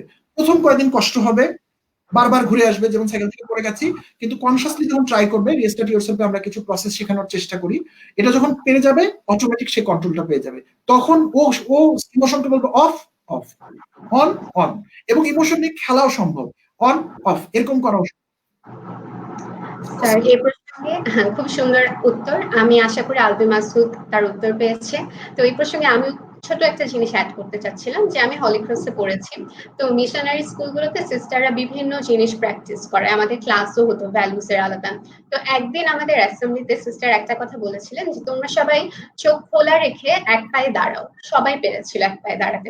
তারপর যখন বললো চোখ বন্ধ করে এক পায়ে দাঁড়াতে, আমরা ম্যাক্সিমামই ফেল করলাম। একটা সহজ জিনিস, শুধু চোখ বন্ধ আর চোখ খোলার মধ্যে পার্থক্য, কিন্তু আমরা পারলাম না। অনেকবার পড়ে যাওয়ার পর দেখা গেল 5 মিনিট বা 2-3 মিনিট শেষে আমরা ব্যালেন্স করতে পারলাম নিজেকে। তো আপনি যে সাইকেল চালানোর কথাটা বলছিলেন, যে 3টা সামান্য কাজ কিন্তু আমরা একসাথে করতে পারি না।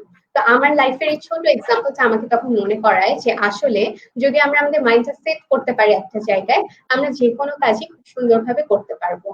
আমি আমার আমি আমার শেষ প্রশ্নের দিকে চলে এসেছি। সেটা হচ্ছে আপনি ফার্স্টে বলেছিলেন, যে আমি জিজ্ঞেস করছিলাম যে আপনি কিভাবে সময় দিচ্ছেন, আপনি যে এই যে 3টা কাজের সাথে যুক্ত, প্লাস একটা কর্পোরেট ওয়ার্ল্ডে আপনি রবিতে আছেন বর্তমানে। তো আমার স্টুডেন্টদের জন্য, আমাদের সবার জন্য আমাদের একটা কোয়েশ্চেন, যে আমরা অনেক সময় মাল্টিটাস্কিং করছি, যেমন এখন একটা ওয়েবিনার করছি, বা কিছু ঘন্টা পর আমার হয়তো একটা আর্টিকেল বা একটা অ্যাসাইনমেন্ট সাবমিট করতে হবে।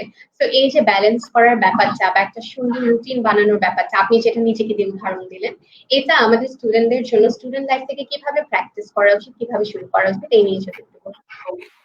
সো বেসিক্যালি তুমি যেহেতু শেষের দিকে চলে আসলে কথা বললা, আমার মনে হচ্ছে রবি সম্পর্কে একটু বলতে হবে, না বলে খুবই অন্যায় হবে। সেটা হচ্ছে আমি তো রবিতে চাকরি করি এবং আমি ইঞ্জিনিয়ার হিসেবে জয়েন করেছিলাম, পরে ফাইন্যান্সে কাজ করেছি, এখন আমি এইচআর এ কাজ করি। সো রবি একটা ওয়ান্ডারফুল অর্গানাইজেশন কাজ করার জন্য, এবং আমি তাদের কাছে খুবই কৃতজ্ঞ যে তারা কিন্তু আমাকে এইসব করতে দেয়। তারা যদি মনে করতো যেগুলো করতে পারবে না, তাহলে কিন্তু আমার পক্ষে করাটা খুব কঠিন হয়ে যেত। সো তারা খুবই উদার, অ্যাজ লং অ্যাজ মানুষের উপকার হয় তুমি কাজগুলো করো। সো আমি এখান থেকে তাদের প্রতি ধন্যবাদ জানাচ্ছি, এবং তোমাদের আইওটির অনেক গ্রাজুয়েটরা কিন্তু রবিতে চাকরি করে, আমার বিশ্বাস তাদের তাদের এক্সপিরিয়েন্স খুব ভালো। আর আমি যেহেতু এইচআর এ কাজ করি, ট্যালেন্টে কাজ করি, সো আমাদের কিন্তু অনেকের সাথে কাজ করার সুযোগ হয়। তোমার সাথে আমার দেখা হয়েছে এই সূত্র ধরে। সো ওটা বলার পর আমি এটা বলতে চাই যে আমি কিন্তু রিস্টার্ট ইউর সেলফের এই ক্লাসগুলোর মধ্যে, যেগুলো ইউটিউবে আছে এবং ফেসবুকেও পাওয়া যাবে, ইউটিউবে সহজে পাওয়া যাবে, আমি কিন্তু কিভাবে রুটিন তৈরি করতে হয় এটা আমি দেখিয়ে দিয়েছি। আচ্ছা, আমি দেখিয়ে দিয়েছি কথাটা বারবার বলে খারাপ দেখাচ্ছে, রিস্টার্ট ইউর সেলফের থটও আমার নিজের না, এগুলি সবই বিভিন্ন জায়গা থেকে খুঁজে খাজে গুছিয়ে আনা। তো সেরকম আমি ওই ওই রুটিনটা করার সময় আমি রবিন শর্মা এবং স্টিফেন কোভের 7 হ্যাবিটস, এই দুইটা জিনিসকে ব্লেন্ড করে করেছি আমি। সো জেনারেলি আমরা একটা ভুল করি, আমরা রুটিন প্রাত্যহিক রুটিন করি, ডেইলি রুটিন করি, বাট জেনারেলি রুটিন করার নিয়ম হচ্ছে কিন্তু সাপ্তাহিক, সপ্তাহব্যাপী রুটিন থাকবে। আরো ভালো হবে যদি তুমি 2-3 মাসের রুটিন করতে পারো। সো 2-3 মাসের রুটিন করার সময় কিন্তু তুমি টাইম অ্যালোকেট করতে পারবে না, তখন একটা হাই লেভেল থাকবে যে আমি এই 3 মাসে কি কি জিনিস চাই। সো ফর এক্সাম্পল, আগামী 1 মাসের মধ্যে আমার একটা সিভি থাকবে, আমার এই বইটা শেষ হতে হবে, এই গল্পের বইটা শেষ হতে হবে, এই 3জন ফ্রেন্ডের সাথে আমি কথা বলবো, আর এই এই কাজগুলো করবো। কতগুলো নিজের ডেভেলপমেন্টের একটা প্ল্যান থাকলো, এবং নিজের ডেভেলপমেন্টের প্ল্যানের জন্য একটু বাড়তি প্ল্যান করতে কিন্তু কোনো দোষ নাই, তুমি তো সবাইকে বলছো না, হারানোর কিছু নাই। তবে একটা জিনিস সবসময় খেয়াল রাখবে, স্টুডেন্টরা এই ভুলটা প্রায় করে, তারা একটা এমন টার্গেট নেয়, ওই টার্গেটটা না পাওয়ার জন্য ওর নিজের উপর একটা বার্ডেন হয়ে যায়। ধরো কেউ একটা জয়েন করলো ইঞ্জিনিয়ারিং এ, মনে করলো যে আমি 4 এর মধ্যে আউট অফ 3.8 সিজিপি রাখবো, হুইচ ইজ ভেরি গুড, কিন্তু প্র্যাকটিক্যালি কিন্তু নানা কারণে এটা নাও অ্যাচিভ হতে পারে। আমি এরকম অনেক ডিপ্রেশনের ছেলে মেয়েকে পেয়েছি, কাজ করেছি তাদের সাথে, যে ঠিক করেছিল 3.8, কিন্তু ফাইনাল ইয়ারের কাছাকাছি এসে তার রেজাল্ট হচ্ছে 3.4, এখন সেটা মেনে নিতে পারছে না। কিন্তু কোনো প্রয়োজন নাই, তুমি যখন চেষ্টা করবা তারপর যদি না হয়, তার মানে তুমি এটা পাওয়ার জন্য যোগ্য না, বা এটা তোমার জীবনে আসবে না, এই জন্য তো আমি আমার জীবন শেষ করতে পারি না, রাইট? সো আমরা টার্গেট বড় করব, দরকার হলে সবাইকে বলবো না, এটা যদি আমার জন্য বার্ডেন হয়। অনেক সময় অন্যকে বললে ভালো, কারণ পজিটিভ রিইনফোর্সমেন্ট হয়। অনেকে বন্ধু বলে, এই তুই না বলছিলি বই পড়বি, কই পড়িস, চাপ আসে একটা। সো যখন তুমি 2-3 মাসের প্ল্যানটা করে ফেললা, then you need to cut it into maybe months or weeks. তুমি যখন উইকের প্ল্যান করবা, তোমার সবার আগে জানতে হবে যে আমি উইকে কত ঘন্টা সময় দিব। সো জেনারেলি যেমন আমি 7:30টার সময় ঘুম থেকে উঠি, তারপরে আমার দিন কিন্তু 7:30টায় শুরু হয়। এখন যে 10টায় উঠে তার দিন কিন্তু 10টায় শুরু হবে, আমি বলছি না 10টায় উঠে খারাপ, জেনারেলি আর্লি উঠলে ভালো, কারণ আর্লি পরিবেশটা ভালো থাকে, মানুষজন হাউকাও কম থাকে, কাজ করতে সুবিধা, বাট 10টায় উঠলেও চলবে। কিন্তু তুমি শেষ করো কোথায় সেটা তুমি জানলা, মাঝের ব্রেক গুলা কখন তুমি এটা জানলা। সবার আগে আমাদেরকে খুব সিস্টেমেটিক হতে হবে কিন্তু ওভারঅল প্ল্যানটা, যে আমি কয়টায় উঠি, কয়টায় ঘুমাই, দুপুরে কি রেস্ট নেই কিনা, খাই কয়টায়, এটা যদি তুমি ঠিক করতে পারো, তুমি কিন্তু বাকি স্লট গুলো বের করতে পারবে, একটা এক্সেলে খুব সহজেই বের করা যায়। এরপর তোমার কাজ হচ্ছে আগামী পুরো সপ্তাহের আমার কাজগুলোকে বসায় দেয়া। এন্ড অফকোর্স তুমি সব কাজ করতে পারবে না, তাহলে মোস্ট প্রায়োরিটিটা আগে বসাবা, কমটা পরে বসাবা। জেনারেল নিয়ম হচ্ছে 1 ঘন্টার কমে কোনো কাজের প্ল্যান না করার জন্য। তুমি হয়তো বলবা ভাই এই কাজটা তো 20 মিনিট হয়ে যাবে, সেটা তুমি কোনো গ্যাপে রেখে দেবা, অন্য জায়গায় লেখা থাকবে, সুযোগ পাইলে এই কাজটা তুমি করে ফেলবা। হয়তো একটা ফ্রেন্ডসকে ফোন দিয়েছো, বলেছে 0.5 ঘন্টা পর কথা বলি, তুমি তাহলে ওই আধা ঘন্টা এই কাজটা করে ফেলো। কিন্তু বড় কাজগুলো 1 থেকে 1.5 ঘন্টার ব্লকে রাখতে হয়। তো রেখে দিলা, তারপর প্রথম কাজ হচ্ছে তুমি রাতে ঘুমোতে যাওয়ার আগে, কিংবা আমি যেটা করি সেটাই বলছি, কিংবা সকালে উঠে প্রথম কাজ হচ্ছে আজকে আমার সারাদিনের কাজ কি। তুমি যখন ব্লক গুলো ফিল আপ করে ফেলবা এবং একটার পর একটা কাজ যখন তুমি করতে থাকবা, হ্যাঁ নিজেকে কখনো কখনো রোবট মনে হয়, বাট জেরিন আমি বলতেছি এত আনন্দ লাগে ওই দিনটার শেষে, রাত হবে যখন বা তুমি ঘুমাতে যাবে, একদিন করে দেখো, সবাই টেস্ট পারপাসে বললাম, আমার উপর বিশ্বাস রেখে দেখবা তোমার লাইফটা খুবই ফুলফিলিং মনে হবে, যে আমি তো আজকে সব কাজ করলাম। বিশ্বাস করো, আমাদের যে স্টিভ জবস এর গল্প বলি আমরা, স্টিভ জবসও কিন্তু তার প্যানক্রিয়াটিক ক্যান্সার ধরা পড়ার পর এই কাজটাই করেছে বাকি। সে বলছে আজকের দিন যদি আমার জীবনের শেষ দিন হয়, তাহলে কোন কাজটা না শেষ করে আমি ঘুমাবো না। আমাদের জন্য তাই। তবে 3 মাসের কাজ তো আমি একদিনে পারবো না, কিন্তু একদিনের কাজটা আমি একদিনে করি। আমার খুব রিকোয়েস্ট থাকবে, ওই আমি মডেলটা দিয়ে দিয়েছি, যদি লাগে তোমাদেরকে আমি আলাদা করে ইমেল করে দিব, জেরিন হয়তো তোমাকে বা কাউকে দিব, তুমি শেয়ার করে দিও। এটা যদি কাজে লাগানো যায়, আমাদের হয়তো একটু ভালো কিছু আমরা আউটপুট দিতে পারবো। অবশ্যই স্যার। আমি নিজের অভিজ্ঞতা থেকে বলছি যে প্রতিদিন কাজ করার কথাটা বলেন, যে হয় অনেক সময় একদিনে অনেকগুলো কাজ পড়ে যায়, বার্ডেন হয়। আবার আমরা অনেক সময় অনেক কাজ হচ্ছে বাদ দিতে চাই প্রায়োরিটাইজ করে। কিন্তু আমি যেটা মনে করি যে আমি আমার জীবনের 1 মিনিটও যদি কোথাও ইনভেস্ট করি, আমি যেন সেখান থেকে কিছু শিখে আসতে পারি, সেটা যেন একটা ইনভেস্টমেন্ট হয়, ওয়েস্ট না। তাহলে আমার মনে হয় আমরা জীবনে সামনে অনেক এগিয়ে যেতে পারবো। তো আমি মাত্র নিউজ পেলাম যে আমাদের মডারেটর কেএইচকে স্যার খন্দকার হাবিবুল কবির স্যার জয়েন করবেন শীঘ্রই। তো ওনার আসতে হয়তো একটু দেরি হচ্ছে, এর মধ্যে আমরা আরো কয়েকটা কোয়েশ্চেন নিয়ে নিতে পারি। ওয়েরিন, তুমি নতুন প্রশ্ন যাওয়ার আগে যেহেতু একটু সময় পেলা, আমি রুটিন সম্পর্কে আরেকটু কথা কুইকলি বলে হ্যাঁ দিই। হ্যাঁ অবশ্যই স্যার, অবশ্যই। আমি আমার নিজের কথা বলি। আমি কিন্তু একটা 1 বা 2 দিনের জন্য অপেক্ষা করতেছি, আমি রেস্ট নিব। কিন্তু কবে পাচ্ছি এখন আমি জানি না, বিকজ তো রেগুলার অফিস তো করতেই হচ্ছে, আর শুক্র শনিবার যেহেতু আমার এইসব কাজ থাকে, তো আমি হয়তো 1 দিন বা 2 দিন ছুটি চাইবো অফিস থেকে, জানি না কবে দিবে। কারণ এত জরুরি তো না আমার জিনিসটা, তাই না? আমার জন্য একটু লাক্সারির মতো, সেটা আমি অন্যের ক্ষতি করে তো নিশ্চয়ই নিব না। তো আমি যেদিনই এই ছুটিটা পাবো, 1 দিন বা 2 দিন যদি পাই, আমি কিন্তু একটা রোগী যেমন বিছানায় শুয়ে সময় কাটায়, একটা রোগীর দায়িত্ব কি, হসপিটালে তো সে নিশ্চয়ই দৌড়ে বেড়ায় না, তাকে বেডে শুয়ে থাকতে হয়। আমি কিন্তু এইভাবেই কাটাবো 1 দিন বা 2 দিন, বাসায় একদম শুয়ে বসে কাটাই দিব। আমি এটার মধ্যে দিয়ে এটা বলতে চাইলাম, অনেক সময় তুমি যখন অনেক কাজ করতেছো, তোমার মাঝে মাঝে রিল্যাক্সেশনও দরকার হতে পারে। সো আমি বলি রিল্যাক্সেশন একটা কাজ, তাহলে ওই কাজটা তুমি ডেডিকেটেড ভাবে করো। আমরা যারা স্টুডেন্টরা বা আমরা যারা ফাঁকি দিতে চাই আমাদের লাইফে, আমরা প্রতিদিন একটু করে রিল্যাক্স করতে চাই, এটার দরকার নাই। রিল্যাক্স যদি লাগে 1 দিন 2 দিন লাইফ ছুটি নিয়ে তুমি তোমার মতো জীবন কাটাই দিবা, 2 দিন পর তুমি এসে জয়েন করবা, দেখবা খুব রিফ্রেশিং লাগবে। হ্যাঁ, তুমি তোমার পরের প্রশ্ন চলে যেতে পারো। স্যার, আমাদের মাঝখানে খন্দকার হাবিবুল কবির স্যার চলে এসেছেন। আমি আসলে ওনাকে অনেক ধন্যবাদ দিতে চাই আমাদের সিবিএস ক্যারিয়ার এন্ড বিজনেস সোসাইটির জন্য।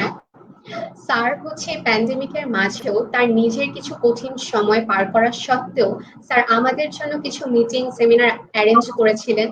সেই টাইমটা আমাদের সবার কনভিনিয়েন্ট অনুযায়ী, এবং স্যার হচ্ছে এত সুন্দর কিছু ইনসাইট দিয়েছেন জীবন নিয়ে। মানে আমার মনে হয় ইউনিভার্সিটি লাইফে একটা লেকচারার বা প্রফেসরের সাথে স্টুডেন্টদের বেশ বড় গ্যাপ থেকে যায়। বাট এই গ্যাপটা আমরা আইটিতে এসে যে খন্দকার হাবিব কবির স্যারের মাধ্যমে বুঝতে পেরেছি যে আসলে এই গ্যাপটা কিছুই না, যদি দুই পক্ষেরই একটা ইচ্ছা থাকে শেখার আর শেখানোর। সেজন্য অনেক ধন্যবাদ। আমরা we are very much grateful to our Habib Kabir sir. Sir, আপনি যদি কিছু বলতেন। আমি এমন একজনের সামনে আমি বলবো স্যার, স্যার আমাকে টাইম দিতে হবে। ওকে ওকে ওকে, দেখছেন আমরা হাবিব স্যার বলার আগে আমি বলবো। ওকে প্লিজ প্লিজ স্যার, আমি কিছু বলতে চাই আপনার আগে। আমি তো চাচ্ছিলাম যে আমি আপনার সম্পর্কে কিছু বলতে চাই, মানে কোনোভাবেই এটা ঠিক হবে না যে আপনি আমাকে নিয়ে আগে বলবেন, কারণ জারিন কি বললো জানি না, বাট আমি কিন্তু আপনার স্টুডেন্ট। আপনার প্রত্যেক বৃহস্পতিবারের যে লেকচারগুলি হয় সেইগুলোর স্টুডেন্ট হচ্ছে আমি। মানে এই যে প্রফেসর অথবা পিএইচডি করার পরেও যে স্টুডেন্ট হওয়া যায়, আর আপনার সাথে আমার সম্পর্কটা কিন্তু খুবই অল্পতে হলেও খুবই মানে খুবই ফ্রেন্ডলি, কারণ আমরা ফ্রেন্ড। তারপরে আপনি আমাকে স্যার বলেন কেন আমি জানি না। তারপরেও হচ্ছে এই যে গত 1.5 বছরে আপনার সঙ্গে যতবার দেখা হয়েছে অথবা হয়েছে, আপনার কতটুকু কি হয়েছে জানি না, বাট প্রত্যেকবারই কিন্তু আমি রিচার্জ হয়েছি কথা বলে। মানে এটা আমি আপনাকে এই সবার সামনেই বললাম যে ফ্যান্টাস্টিক। আপনি যেভাবে এটা এই যে ক্যারি করে যাচ্ছেন, এটা আমার জন্য হচ্ছে অনেক অনেক বড়।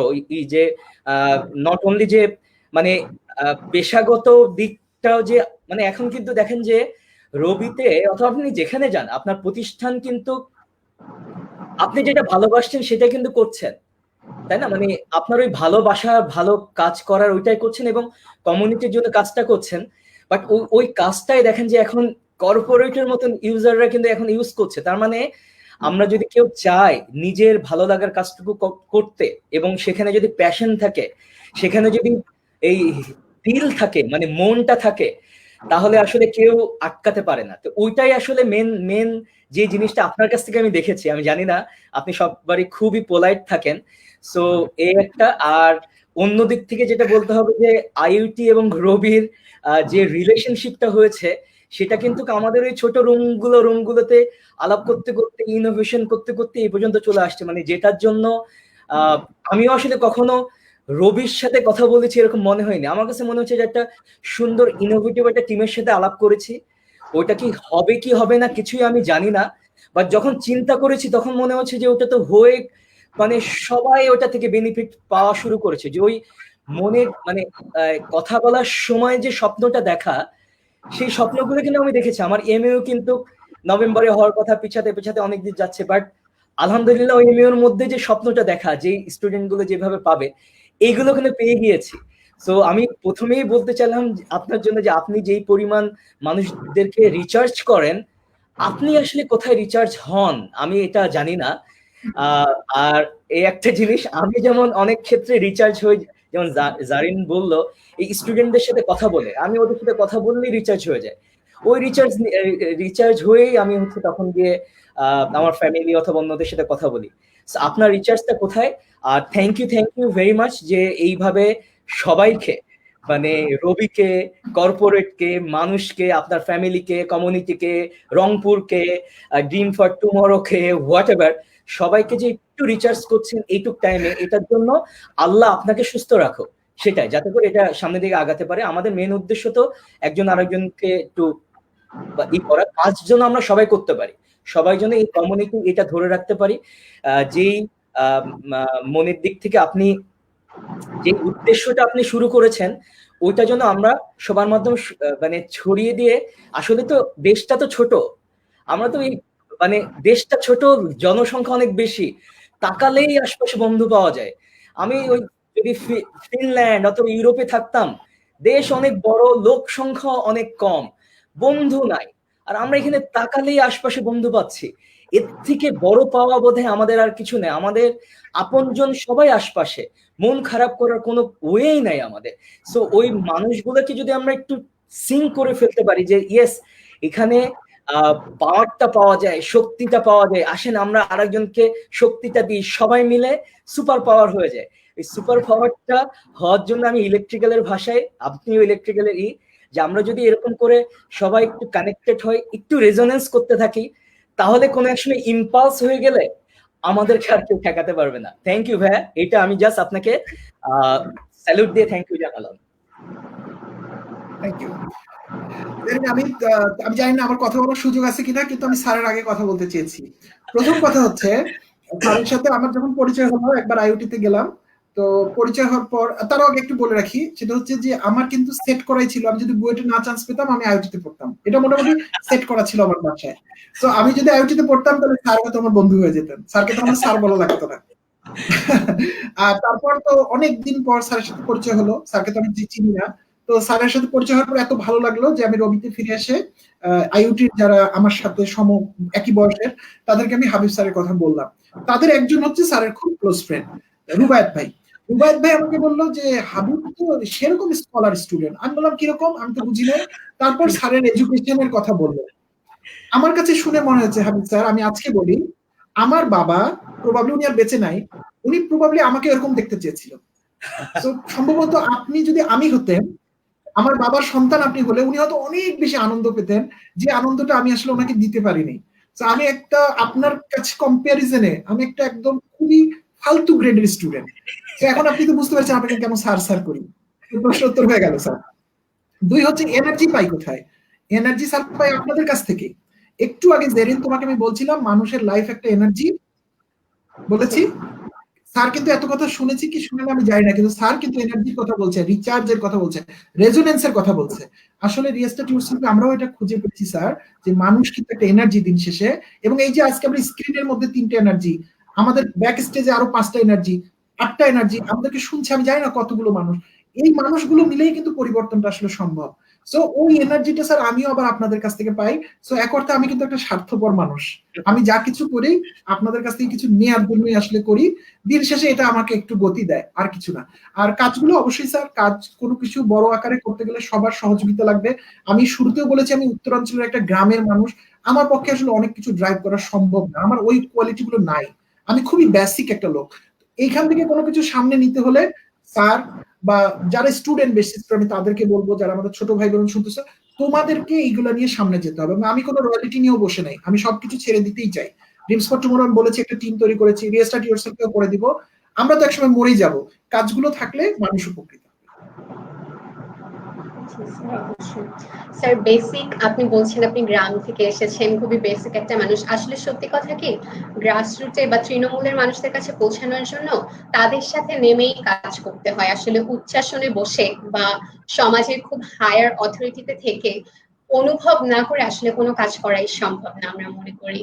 তো আমরা আমাদের সেশনের একদম শেষ পর্যায়ে চলে এসেছি।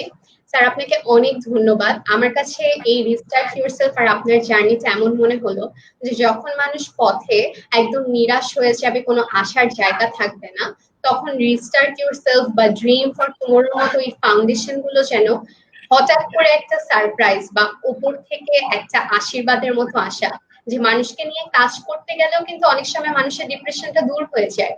যে আমি আজকে ডিপ্রেস, আমি যদি ভাবি আমি মানুষকে হেল্প করব, মানুষের জন্য কাজ করব, তাহলে কিন্তু আমার নিজের কষ্টটা নিয়ে ভাবার টাইমটাও কমে যায়। আমি তখন রিফ্লেক্ট করার ট্রাই করেছি আমার থেকেও অনেক মানুষ আন্ডার প্রিভিলেজের অবস্থায় আছে, তাদের আমাদের সাহায্য দরকার। তো আমি মনে করি আপনার যে উদ্যোগ, আপনার যে ফাউন্ডেশন, আপনি যে কাজ করে যাচ্ছেন, তার জন্য আমি হাবিব কবির স্যারের সাথে মিলে বলতে চাই আপনাকে স্যার অবশ্যই স্যালুট। আর আমাদের শেষে যেহেতু চলে এসেছে, আপনাদের দুইজনকে যদি কিছু বলার থাকবে স্যার। স্যার বলার আগে নাকি আমি বলবো? আমার আমার বলার কিছু নাই, মানে আপনি আমাকে যেরকম করে বললেন না যে এই স্টেজে আসলে আপনার বাবা খুশি হতো, আমি আসলে উনি নাই, আল্লাহ তাকে জান্নাতবাসী করুন। বাট আমি যেটা বলতে চাই, দেখেন যে আমি আপনার লাইফটাকে ঈর্ষা করছি এই মুহূর্তে। আমি আপনাকে বলে দিই, আমার লাইফে কিন্তু এডুকেশন শেষ, পিএইচডি করা শেষ, আমার লাইফে প্রফেসর হওয়া শেষ, আর কোনো প্রমোশন নাই, আর কোনো এডুকেশন নাই। দেখেন যে এই 20 বছর মানে আরো বোধহয় 20 থেকে 25 বছর আমি বেঁচে থাকতে পারি, মানে কর্মজীবনে কর্মজীবনে থাকতে পারি, ধরেন যে 65 বছর পর্যন্ত। এইটুকু লাইফে আমি যদি শুধুমাত্র এই প্রফেসর গিরি আর এইটা করতে থাকি, আমার লাইফটা একদম তেজপাতা হয়ে যাবে। সেখানে আপনি দেখেন যে প্রত্যেক দিন কত সুন্দর সুন্দর কাজগুলি করছেন। তার মানে এই যে বুকিশ যে এডুকেশনের কথা বললেন, যেটা দিয়ে আমাকে অনেক কিছু বলার ট্রাই করলেন, ওটা আসলে কিছুই না, একটা সার্টিফিকেট ছাড়া। আপনার আব্বুর কাছে যে সার্টিফিকেট, আপনার পিছনে যে বুক শেলফ আছে ওখানে সাজিয়ে রাখার জন্যই ইনাফ। বাট প্রত্যেক দিনের যে মেন্টাল সার্টিফিকেশন অথবা মেন্টাল ওইটা আসলে আমি এখন শেখা শুরু করছি। যেটা জারিনদের সাথে বলছে যে মানে একজন ভালো মানুষ হওয়া, ভালো মানুষ তো জনগণ বলবে, একজন মানুষ হওয়া, কিছু কমিউনিটির জন্য কিছু করা, এইটা আসলে ইউনিভার্সিটি আমরা যতই বলি না কেন, এটা আমরা কোনোভাবেই এডুকেটেড করতে পারি না।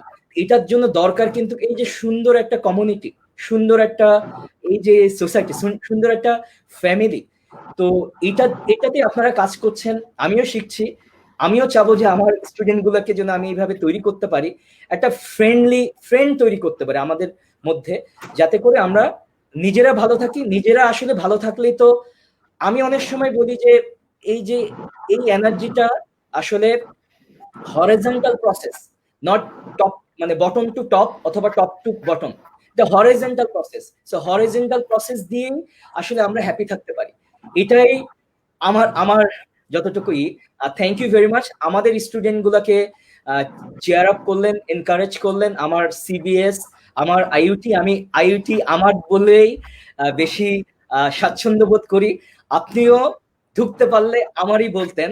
So thank you very much. Okay, so আমার শেষ কথা হবে যে পার্টিকুলারলি আমি পার্সোনালি খুবই অনার্ড, কারণ আপনারা আমাকে যে যাই বলেন আমি কিন্তু জানি আমি কে বা আমি কি। সো আমি যখন সেখান থেকে আমাকে যখন কেউ একটু উঁচুতে তোলার চেষ্টা করে, আমি বুঝতে পারি যে সেই মানুষগুলো আমার খুব কাছের, এবং সেজন্য আমি অন্তঃস্থল থেকে ধন্যবাদ দিচ্ছি।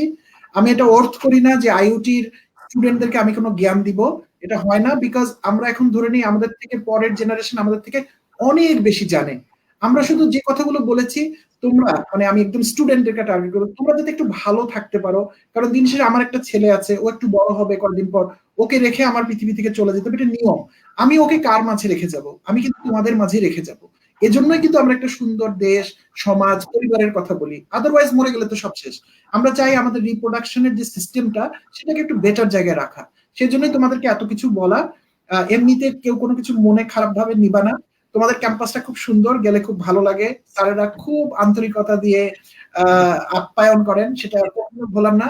পার্টিকুলারলি আমি বলবো রিস্টার্ট ইউরসেলফ এর কোনো সার্ভিস রবির তো আর আমি অনেক বড় কর্মকর্তা না, রবি থেকে আমি অনেক বড় কিছু আশ্বাস দিতে পারবো না, এটা টিম দেখছে, যদি কিছু করার থাকে সেটা আমরা অবশ্যই করবো। কিন্তু রিস্টার্ট ইয়োরসেলফ যেহেতু একদম আমাদের নিজস্ব, আপনারা যদি কোনো সার্ভিস চান যে আমাদের স্টুডেন্টদেরকে 2 ঘন্টায় সেশনটা করান, 4 ঘন্টায় সেশন, আমি যে কোনো সময় এই সময় আপনাদেরকে আমি দিয়ে দিব, আমার কোনো আপত্তি নেই। আমি সবসময় আপনাদের পাশে আছি এবং আমি পাশে থাকতে চাই। আমাকে যদি আপনারা সেই সুযোগটা দেন আমি কৃতার্থ হব। এবং দিন শেষে ইউথরা হচ্ছে আমাদের ভবিষ্যৎ। তো তোমাদের মনে যতটুকু দুঃখ আছে ওটা ছুঁড়ে ফেলে দাও, যতটুকু আনন্দ আছে ওটা নিয়ে সামনে এগিয়ে যাও। অনেক ধন্যবাদ। Thank you so much, sir. I'd like to conclude my session. ITCBS কে অনেক ধন্যবাদ, আমাদের মডারেটর এবং আজকে আমাদের জাবেদ পারভেজ স্যার, যিনি আমাদের শোকে আসলে একটা অন্যরকম পর্যায়ে নিয়ে গেছেন। আমাদের ফার্স্ট ফেসবুক লাইভ সেশন ছিল এবং অ্যামেজিং কিছু রেসপন্স আমরা পেয়েছি। আশা করি সামনে আমরা আরো অনেক কাজ করব restart yourself dream for tomorrow নিয়ে। সবাইকে ধন্যবাদ জানিয়ে আজকে এখানে শেষ করতে চাচ্ছি।